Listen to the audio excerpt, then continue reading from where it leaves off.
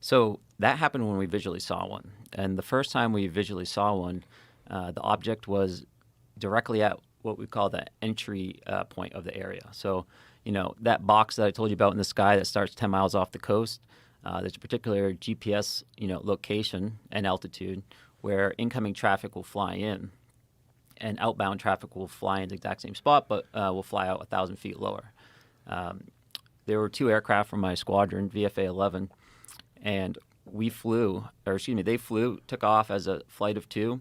That means they're essentially flying in a formation like this. And as they hit the area, one of these objects went right between the aircraft. The lead air crew saw the object. The Dash 2 aircraft crew did not, which is not surprising because they're usually very focused on flying formation. You're just staring right at that aircraft. The lead really has actual leeway to look around. So he saw it, and he immediately came back. I have to assume he didn't have it on his radar because he wouldn't have flown through this object at the entrance point.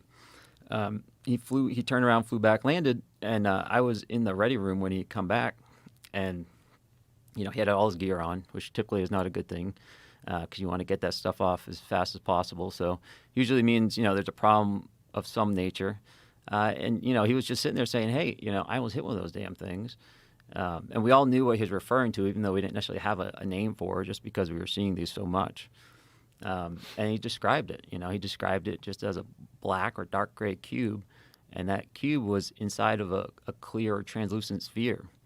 And essentially, the apex or the corners of that cube, best he could tell, were touching that inside of that sphere.